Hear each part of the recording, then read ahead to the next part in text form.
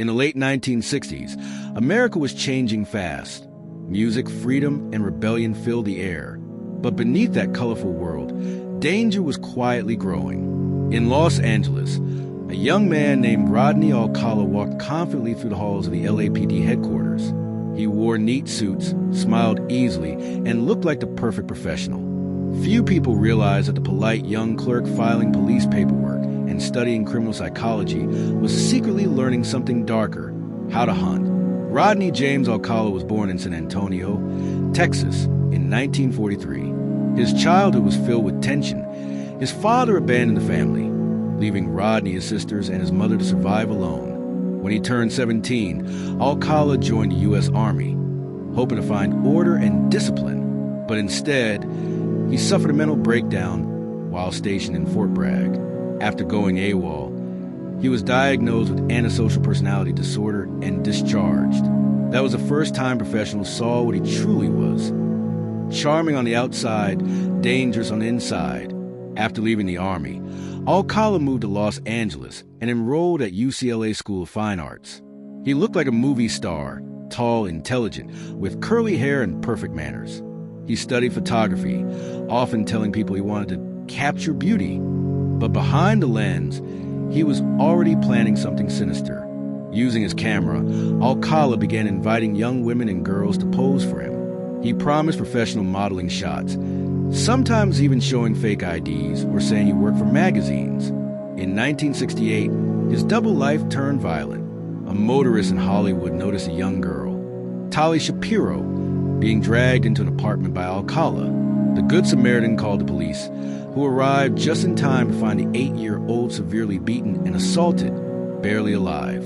Alcala had escaped through the back door, leaving behind photos, evidence, and blood. He fled the state, vanishing completely. While the LAPD searched for him, Alcala changed his name and moved to New York City under a false identity. He attended New York University, studying film under the famous director Roman Polanski. To everyone around him, he was just another creative student. Nobody knew he was a wanted man. For years, he blended perfectly into society, working jobs, making friends, and taking hundreds of photographs. By 1971, the FBI finally tracked him down after one of his old photos surfaced. He was arrested and extradited to California, but the court system at the time was weak. Because Tali Shapiro's family had moved away and refused to let her testify, Alcala pleaded guilty to a lesser charge, assault, and was sentenced to just 34 months in prison. Less than 3 years later, he was free again. He soon returned to photography and began teaching children at a summer camp in New Hampshire. Even though he was a registered sex offender, when 2 girls at the camp recognized him from an FBI wanted poster, Alcala was arrested again and sent back to California. But again, due to good behavior, he served very little time. By the mid-1970s, Rodney Alcala had perfected his mask. To friends, he was cultured and polite. To strangers, he was a creative artist with an expensive camera and an eye for beauty. But inside, he was studying his next move, and the people who trusted him most would soon become his victims. By 1977, Los Angeles was a city under siege. The newspapers screamed of murder almost every week. The Hillside Stranglers, the Freeway Killer, the Toolbox Murders. Fear was everywhere. But while the public's attention focused on those names, another predator moved quietly among them. A man who didn't use brute force or fame, but trust. He carried not a gun or knife, but a camera. His name was Rodney James Alcala, and he hunted beauty itself. He dressed well, spoke softly, and introduced himself as a freelance photographer. His smile disarmed people instantly, on the beaches of Santa Monica, at shopping malls in Huntington Beach. Even outside clubs in Hollywood, Alcala approached women with effortless charm. "You have the perfect look," he would say. "I'm shooting a portfolio for a magazine. Let me take your photo, you'll be famous." Many believed him. He knew how to appear legitimate. Professional camera equipment, printed business cards, even credentials from art schools. In a world before social media, people trusted faces more than facts. He used that trust like a weapon. One of his first known victims during this time was Jill Barkham, an 18-year-old from New York who had moved to Los Angeles chasing dreams of freedom and sunshine. In 1977, her body was found posed in the foothills near Hollywood. Beaten and strangled, her earrings missing. A month later, another woman, Georgia Wixted, was discovered in her Malibu apartment, strangled and left in a staged position that investigators would later call ceremonial. At first, police thought the murders were random, the work of different killers. But beneath the surface, they all carried one signature: the arrangement of the victims' bodies, the focus on beauty, and the faint trace of photographer's eye. While detectives struggled to connect the dots, Alcala was already living another life.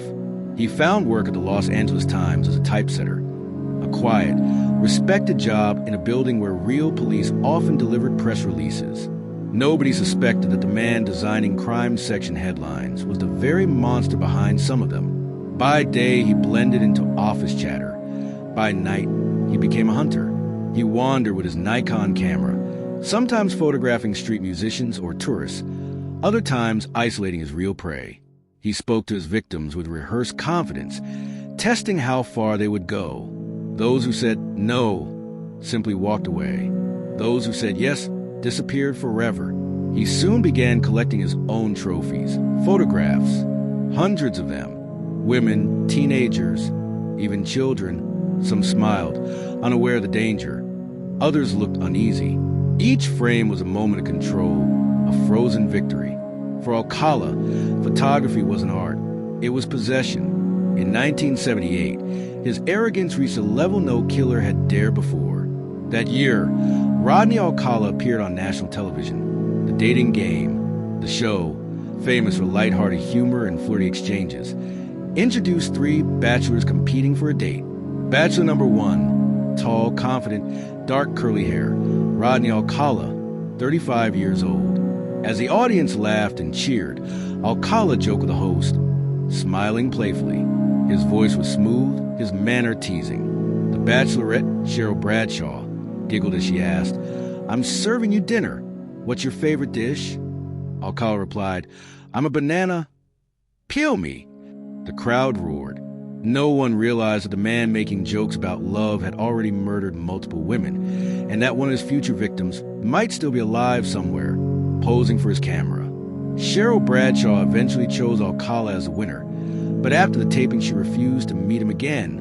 She later said, "He gave me really creepy vibes. There was something dark behind his smile." Her intuition likely saved her life. Behind the glamour of the television lights, Alcala continued his spree. He often traveled between California and New York, targeting women in both states. One of his victims on the East Coast was Ellen Jane Hover, a 27-year-old socialite, the goddaughter of Dean Martin and Sammy Davis Jr. She vanished in 1977 after writing in her calendar. Meeting Rodney, photographer, her body wasn't discovered until a year later, buried near the Hudson River. Each new killing emboldened him. He learned from police investigations, often changing his approach. Sometimes he used ropes, other times bare hands. Sometimes both. The press compared him to a chameleon, adaptable, intelligent, and patient. But arrogance breeds mistakes. In 1979, Alcala approached two young girls, Robin Samso and her friend, at a beach in Huntington Beach. He asked to photograph them. Robin's friend grew uncomfortable and left. A few hours later, Robin disappeared on her way to ballet class. 10 days later, her body was found in the Angeles National Forest, decomposed, but enough evidence remained to indicate strangulation. Witnesses described a man with a camera and long curly hair.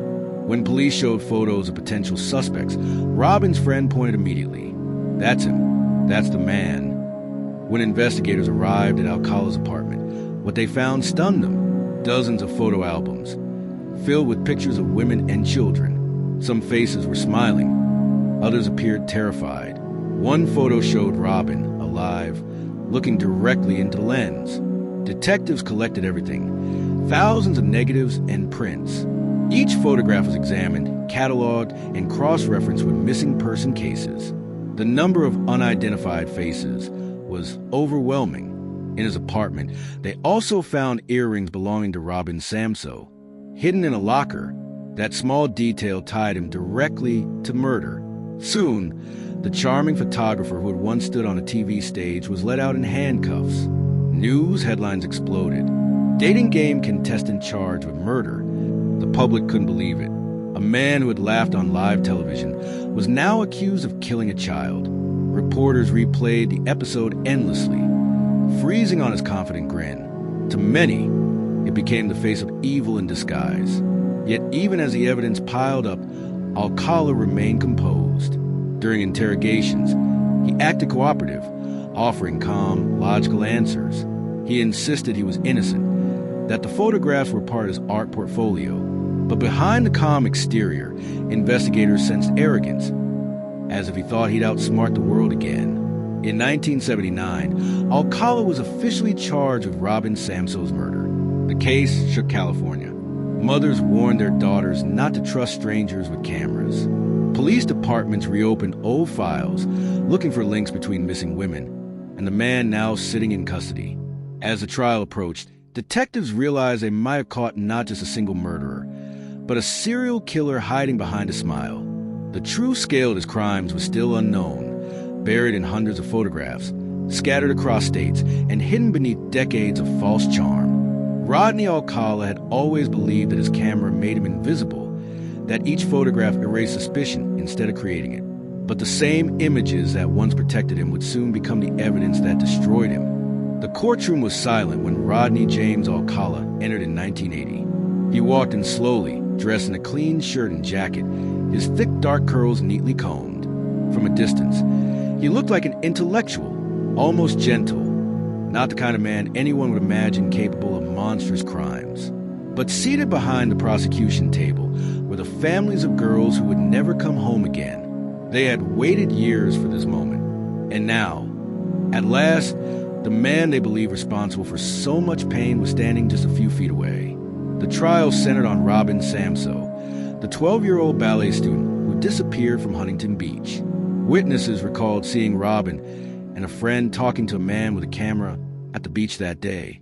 That man, they said, was Alcala. When detectives raided his apartment, they discovered an entire gallery of horror, hundreds of photographs of women and young girls, many in sexual poses, some looking terrified. It was unlike anything investigators had ever seen. As prosecutors presented the photographs, the courtroom felt frozen in time. The defense tried to argue that they were merely artistic photos from a hobbyist photographer. But the sheer volume and the nature of the images told another story, one of obsession, control, and ritual. Each photo was a trophy. Each face could represent a victim. The jury didn't take long to decide. After less than 3 hours, they found Alcala guilty of first-degree murder and sentenced him to death. But the story didn't end there. Alcala's charm and intelligence, the same traits that had fooled his victims, now became tools for manipulation inside the justice system.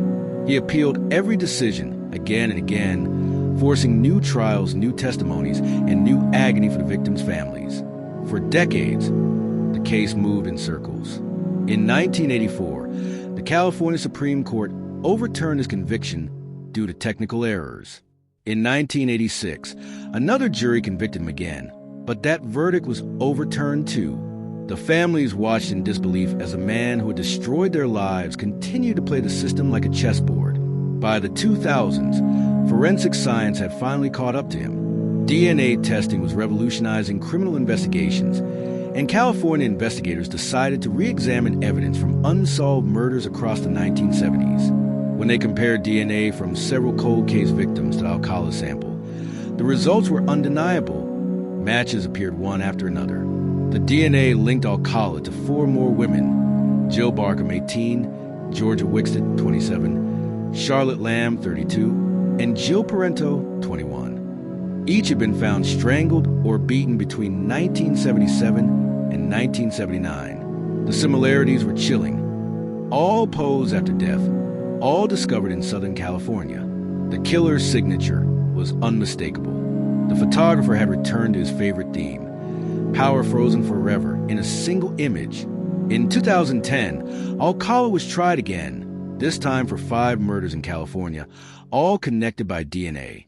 Now in his 60s, he chose to act as his own lawyer, turned the courtroom into a bizarre stage play. He referred to himself in the third person, cross-examining himself like two different people. Mr. Alcala, he'd say in a mock professional tone, "Where were you on June 20th, 1979? Then he would shift his voice slightly and answer, "I don't recall, Your Honor." Reporters in the courtroom wrote that it was the strangest performance ever seen in a murder trial.